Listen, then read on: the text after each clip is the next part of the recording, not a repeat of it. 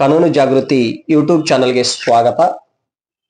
ನಾವು ಹಿಂದಿನ ಸಂಚಿಕೆಯಲ್ಲಿ ಟೈಪ್ಸ್ ಆಫ್ ಪ್ರಾಪರ್ಟಿ ಅಂದರೆ ಹಿಂದೂ ಲಾ ಅನ್ನುವಂತ ಒಂದು ಕಾನ್ಸೆಪ್ಟ್ ಅನ್ನ ನೋಡಿದೀವಿ.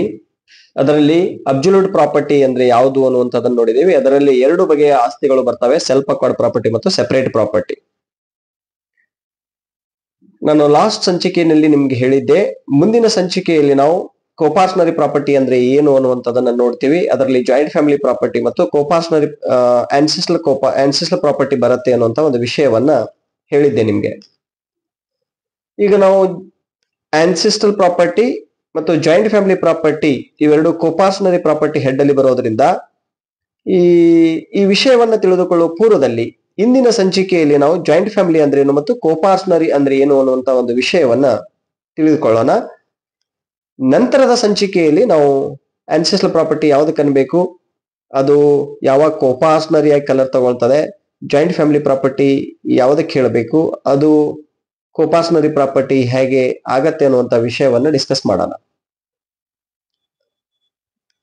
ಇವಾಗ ನಾವು ತಿಳ್ಕೊಳ್ಬೇಕಾದಂತಹ ಕಾನ್ಸೆಪ್ಟು ಈ ಸಂಚಿಕೆಯಲ್ಲಿ ಯಾವುದು ಅಂತಂದ್ರೆ ಜಾಯಿಂಟ್ ಫ್ಯಾಮಿಲಿ ಅಂದ್ರೆ ಏನು ಮತ್ತೆ ಕೋಪಾರ್ಷನರಿ ಅಂದ್ರೆ ಏನು. ಈಗ ಡೆಫಿನಿಷನ್ ಪ್ರಕಾರ ಇಲ್ಲಿ ಒಂದು ಚಿತ್ರ ಕಾಣಿಸ್ತಾ ಇದೆಯಲ್ಲ ನಮ್ಗೆ. ಎಕ್ಸ್ ಅನ್ನುವಂತ ವ್ಯಕ್ತಿ ಇದ್ದಾನೆ, ಇವನು ತಂದೆ. ಈತನಿಗೆ ಇಬ್ರು ಗಂಡು ಮಕ್ಕಳಿದ್ದಾರೆ, S1 S2 ಅಂತ ಹೇಳಿ. D1 D2 ಅಂತ ಹೇಳಿ ಇಬ್ರು ಹೆಣ್ಣು ಮಕ್ಕಳಿದ್ದಾರೆ. D2 ಮ್ಯಾರೇಜ್ ಆಗಿದೆ. ಇವರು W1 ಅವರು ಈತನ ಹೆಂಡತಿ. ಈ S1ನಿಗೆ ಹೆಂಡತಿ ಇದ್ದಾಳೆ, ಮಗ ಇದ್ದಾನೆ. ಅಂದ್ರೆ ಈತನಿಗೆ ಸೊಸೆ ಮತ್ತು ಮೊಮ್ಮಗ, ಇವರಿಷ್ಟು ಜನ ಇದ್ದಾರೆ. ಇದರಲ್ಲಿ ಜಾಯಿಂಟ್ ಫ್ಯಾಮಿಲಿ ಮೆಂಬರ್ಸ್ ಯಾರ್ಯಾರು ಅಂತ ಕೇಳಿದ ಪ್ರಶ್ನೆಗೆ ಕೆಲವೊಬ್ರು ಏನ್ ಮಾಡ್ತಾರೆ ಅಂತಂದ್ರೆ ಎಲ್ಲರೂ ಜಾಯಿಂಟ್ ಫ್ಯಾಮಿಲಿ ಮೆಂಬರ್ಸ್ ಆಗ್ತಾರೆ ಅಂತಾರೆ. ಕೆಲವೊಬ್ರು ಇಲ್ಲ ಇವ್ರು ಆಗೋದಿಲ್ಲ ಅಂತ ಹೇಳ್ತಾರೆ, ಕೆಲವೊಬ್ರು ಇಲ್ಲ ಇವ್ರು ಬರೋದಿಲ್ಲ ಅಂತ ಹೇಳ್ತಾರೆ, ಕೆಲವೊಬ್ರು ಇವ್ರು ಬರೋದಿಲ್ಲ ಅಂತ ಹೇಳ್ತಾರೆ ಡೆಫಿನೇಷನ್ ಅಲ್ಲಿ. ಹಾಗಾಗಿ ಇವತ್ತು ನಾವು ಜಾಯಿಂಟ್ ಫ್ಯಾಮಿಲಿ ಅನ್ನುವಂತಹ ಕಾನ್ಸೆಪ್ಟ್ ಏನನ್ನು ಹೇಳ್ಕೊಡುತ್ತೆ, ಡೆಫಿನೇಷನ್ ಏನ್ ಹೇಳುತ್ತೆ ಅನ್ನೋದನ್ನು ನೋಡೋಣ. ಈ ಒಂದು ಉದಾಹರಣೆಯಲ್ಲಿ ಡೆಫಿನೇಷನ್ ಪ್ರಕಾರ ಈತನು ಮತ್ತು ಈತನ ಕೆಳಗಡೆ ಬರ್ತಕ್ಕಂತಹ ಹೆಂಡತಿ ಆಗಿರಬಹುದು, ಮಕ್ಕಳಾಗಿರಬಹುದು, ಗಂಡು ಮಗ, ಮೊದಲನೇ ಮಗ, ಎರಡನೇ ಮಗ, ಮತ್ತೆ ಈ ಮದುವೆ ಆಗದೆ ಇರ್ತಕ್ಕಂತಹ ಹೆಣ್ಣು ಮಗಳು, ಸೊಸೆ ಮತ್ತು ಮಗ ಅಂದ್ರೆ ಮೊಮ್ಮಗ, ಇವರು ಮಾತ್ರ ಜಾಯಿಂಟ್ ಫ್ಯಾಮಿಲಿ ಮೆಂಬರ್ಸ್ ಆಗ್ತಾರೆ. ಇವರು ಮಾತ್ರ ಜಾಯಿಂಟ್ ಫ್ಯಾಮಿಲಿ ಮೆಂಬರ್ಸ್ ಆಗ್ತಾರೆ. ಡೆಫಿನಿಷನ್ ಏನ್ ಹೇಳುತ್ತೆ ಅಂತಂದ್ರೆ married daughter excludes from the joint family definition, does not include married daughter ಅಂತ ಹೇಳುತ್ತೆ. ಹೀಗಾಗಿ ಇವರನ್ನು ಹೊರತುಪಡಿಸಿ ಇವರೆಲ್ಲರನ್ನು ಜಾಯಿಂಟ್ ಫ್ಯಾಮಿಲಿ ಮೆಂಬರ್ಸ್ ಅಂತ ಕರಿಬೇಕಾಗತ್ತೆ ನಾವು.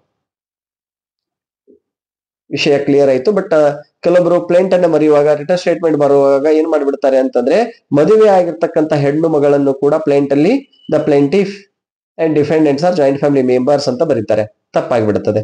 ಮದುವೆ ಆಗಿರ್ತಕ್ಕಂಥ ಹೆಣ್ಣು ಮಗಳು ಪ್ಲೇಂಟಿಫ್ ಆಗಿ ಬಂದಾಗ ಅವಳಿಗೆ ಜಾಯಿಂಟ್ ಫ್ಯಾಮಿಲಿ ಮೆಂಬರ್ ಅಂತ ಹೇಳೋದು ತಪ್ಪು. ಮುಂದೆ ನ್ಯಾಯಾಲಯಗಳಲ್ಲಿ ಕೂಡ ಕೆಲಸ ಏನಾಗತ್ತೆ ಅಂತಂದ್ರೆ ಈ plaintiff and defendants proves that they are the joint family members ಅಂತ ಇಶ್ಯೂಸ್ ಗಳನ್ನು ಫ್ರೇಮ್ ಮಾಡಿಬಿಡ್ತಾರೆ. ಅದು ಕೂಡ ತಪ್ಪು. ಅದ್ರ ಮೇಲೆ ಫೈಂಡಿಂಗ್ಸ್ ಕೊಡ್ತಾರೆ, ಅದು ಕೂಡ ತಪ್ಪಾಗತ್ತೆ. ಯಾಕೆ ಅಂತಂದ್ರೆ ಡೆಫಿನಿಷನ್ ಪ್ರಕಾರ ಇವ್ರು ಮಾತ್ರ joint family members, does not include married daughter. ವಿಷಯ ಕ್ಲಿಯರ್ ಆಯ್ತು. ಈಗ ಕೋಪಾರ್ಷನರ್ಸ್ ಯಾರ್ಯಾರು ಆಗ್ತಾರೆ ಈ ಜಾಯಿಂಟ್ ಫ್ಯಾಮಿಲಿ ಮೆಂಬರ್ಸ್ ಅಲ್ಲಿ ಅಂತ ಪ್ರಶ್ನೆ ಬಂದಾಗ, ಈಗ ಮಿತಾಕ್ಷರ ಲಾದಲ್ಲಿ ಕಾನ್ಸೆಪ್ಟ್ ಬೇರೆ ಇತ್ತು. 1956 ಆಕ್ಟ್ ಬಂದಾದ ಮೇಲೆ ಕರ್ನಾಟಕ ಅಮೆಂಡ್ಮೆಂಟ್ 1994 ಬಂದಾಗ ಕಾನ್ಸೆಪ್ಟ್ ಬೇರೆ ಇತ್ತು. ಈಗ 2005 central amendment to the section 6 of the Hindu succession act ಬಂದಾದ ಮೇಲೆ ಕಾನ್ಸೆಪ್ಟ್ ಬೇರೆ ಬೇರೆ ಇದೆ. ಸೊ ಬೇರೆ ಬೇರೆ ಸಂದರ್ಭಗಳಲ್ಲಿ ಬೇರೆ ಬೇರೆ ಹಂತದಲ್ಲಿ ನಾವು ಕೋಪಾರ್ಷನರಿ ಕಾನ್ಸೆಪ್ಟ್ ಅನ್ನ ಬೇರೆ ರೀತಿಯಾಗಿ ತಿಳ್ಕೊಂತ ಬಂದಿದೀವಿ. ಸೊ ಇವತ್ತು ನಾವು ತಿಳ್ಕೊಬೇಕಾದಿದ್ದ ವಿಷಯ ಏನು ಅಂತಂದ್ರೆ ಇವರೆಲ್ಲರೂ ಜಾಯಿಂಟ್ ಫ್ಯಾಮಿಲಿ ಮೆಂಬರ್ಸ್ ಅಂತ ನಾವು ಹೇಳಿದೇವಲ್ವಾ. ಈ ಜಾಯಿಂಟ್ ಫ್ಯಾಮಿಲಿ ಮೆಂಬರ್ಸ್ ನಲ್ಲಿ ಕೋಪಾರ್ಷನರಿ ಕಾನ್ಸ್ಟಿಟ್ಯೂಟ್ ಆಗತ್ತೆ. ಕೋಪಾರ್ಷನರಿ ಕಾನ್ಸ್ಟಿಟ್ಯೂಟ್ ಆಗತ್ತೆ. ಈ ಕೋಪಾರ್ಷನರಿ ಕಾನ್ಸ್ಟಿಟ್ಯೂಟ್ ಆಗಬೇಕು, ಜಾಯಿಂಟ್ ಫ್ಯಾಮಿಲಿ ಮೆಂಬರ್ ನಲ್ಲಿ ಇದ್ದವ್ರನ್ನ ನಾವು ಕೋಪಾರ್ಷನರ್ ಅಂತ ಕರಿಬೇಕಾದ್ರೆ ಮೊದಲನೆಯ ರಿಕ್ವೈರ್ಮೆಂಟ್ ಏನು ಅಂತಂದ್ರೆ ಇವರಿಗೆ ಕೋಪಾರ್ಷನರಿ ಪ್ರಾಪರ್ಟಿ ಅನ್ನುವಂಥದ್ದು ಇರಲೇಬೇಕು. ಆ ಪ್ರಾಪರ್ಟಿ ಇದ್ರೆ ಮಾತ್ರ ಇಲ್ಲಿ ಕೋಪಾರ್ಷನರಿ ಕಾನ್ಸ್ಟಿಟ್ಯೂಟ್ ಆಗತ್ತೆ, ಇಲ್ಲ ಅಂದ್ರೆ ಕಾನ್ಸ್ಟಿಟ್ಯೂಟ್ ಆಗೋದಿಲ್ಲ. ಇಲ್ಲಿ ಪ್ರಾಪರ್ಟಿ ಇದೆ ಅಂತ ಭಾವಿಸೋಣ, ನಾವು ಕೋಪಾರ್ಷನರಿ ಪ್ರಾಪರ್ಟಿ ಇದೆ ಅಂತ ಭಾವಿಸೋಣ. ಮುಂದಿನ ಸಂಚಿಕೆಯಲ್ಲಿ ನಾವು ಕೋಪಾರ್ಷನರಿ ಪ್ರಾಪರ್ಟಿ ಅಂದ್ರೆ ಏನು ಅಂತ ತಿಳ್ಕೊತೀವಿ. ಇಲ್ಲಿ ಇದೆ ಅಂತ ಭಾವಿಸೋಣ. ಆ ಪ್ರಾಪರ್ಟಿ ಇದ್ದಾಗ ಇವನ್ ಕೋಪಾರ್ಷನರ್ ಆಗ್ತಾನೆ. ಮಿತಾಕ್ಷರ ಲಾ ಪ್ರಕಾರ ಇವನ್ ಕೋಪಾರ್ಷನರ್ ಆಗ್ತಾನೆ, ಇವನ್ ಕೋಪಾರ್ಷನರ್ ಆಗ್ತಾನೆ, ಇವನ್ ಕೋಪಾರ್ಷನರ್ ಆಗ್ತಾನೆ. ಹಳೆ ಡೆಫಿನಿಷನ್ ಇದು. ಇವರಲ್ಲಿ ಇವರನ್ನು ಹೊರತುಪಡಿಸಿ ಇವನ ಇಬ್ರು S1 S2 X and S1 ನ ಮಗ, ಇವರು ಕೋಪಾರ್ಟ್ನರ್ಸ್ ಆಗ್ತಿದ್ರು.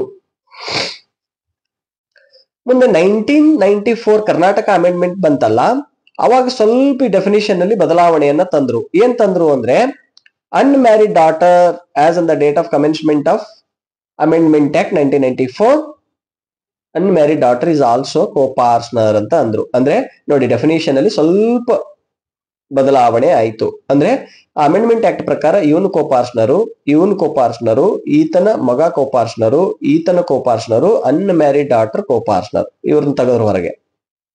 ಸೊ ಇಷ್ಟು ಜನ ಕೋಪಾರ್ಟ್ನರ್ಸ್ ಡೆಫಿನಿಷನ್ ಪ್ರಕಾರ, ಅಮೆಂಡ್ಮೆಂಟ್, ಕರ್ನಾಟಕ ಅಮೆಂಡ್ಮೆಂಟ್. ಈಗ 2005 ಅಮೆಂಡ್ಮೆಂಟ್ ಪ್ರಕಾರ married or unmarried daughter of a coparcener are considered as a ಕೋಪಾರ್ಟ್ನರ್ಸ್.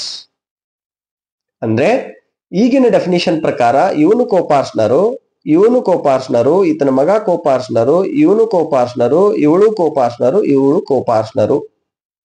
But ಈಗ ಜಾಯಿಂಟ್ ಫ್ಯಾಮಿಲಿ ಮೆಂಬರ್ ಅಲ್ಲ, ಮ್ಯಾರೇಜ್ ಆಗಿರೋದ್ರಿಂದ ಜಾಯಿಂಟ್ ಫ್ಯಾಮಿಲಿ ಮೆಂಬರ್ ಅಲ್ಲ. ಬಟ್ ಕೋಪಾರ್ಟ್ನರಿ ಪ್ರಾಪರ್ಟಿ ಇದ್ದಾಗ ಇವರಿಷ್ಟು ಜನರು ಕೋಪಾರ್ಟ್ನರ್ಸ್ ಆಗ್ತಾರೆ. ಈ ರೀತಿಯಾಗಿ ಡೆಫಿನಿಷನ್ ಬದಲಾವಣೆ ಆಗ್ತಾ ಬಂದಿದೆ.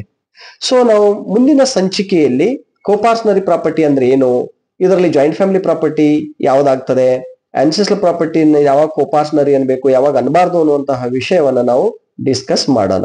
ಧನ್ಯವಾದಗಳು. ಕಟ್ಕರ್